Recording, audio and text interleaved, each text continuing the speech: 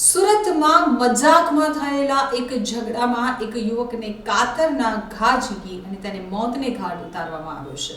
સુરતના પાંડેસરા વડોદ આવાસ સ્થિત સરકારી સ્કૂલની બાજુમાં બિલ્ડિંગ નંબર 22માં રહેતો દીપક રવિન્દ્ર સાવ તેના મિત્ર દીપકસિંહ ઉર્ફે બાટલા સાથે ઘર નજીક વડોદ હેલ્થ સેન્ટરની ગલીમાં બેઠો હતો ત્યારે સ્થાનિક વિસ્તારના માથાભારે મનીષ ઉર્ફે કલ્લુ દેવીચરણ પ્રજાપતિ અને કૃષ્ણ ઉર્ફે લંબુ શિવરામ તિવારીએ અચાનક ત્યાં પહોંચી ગયા હતા અને દીપક ઉપર જીવલેણ હુમલો કર્યો હતો.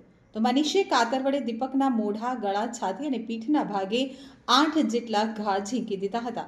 જ્યારે દીપકસિંહને માત્ર ધિક્કામુક્કનો જ માર માર્યો હતો. લોહીલુહાણ હાલતમાં દીપકને તાત્કાલિક નવ સિવિલ હોસ્પિટલ લઈ જવાયો હતો, જ્યાં ટૂંકી સારવાર દરમિયાન તેનું મૃત્યુ નિપજ્યું હતું. મનીષ અને દીપક વચ્ચે 4 દિવસ પહેલા હસી મજાકમાં ઝઘડો થયો હતો, જેમાં દીપકના હાથના કડાની મનીષના માથામાં વાગતા આ અદાવતનું રૂપ ધારણ થયું હતું. તો પાંડેસરા પોલીસે તાત્કાલિક પગલાં લઈ બંને આરોપીને ઝડપી પાડ્યા અને ઘટનાસ્થળે લઈ જઈ સરઘાસ નીકાળ્યું હતું. બંને આરોપી આ વિસ્તારમાં માથાભારે ઈસમ તરીકે છબી ધરાવે છે.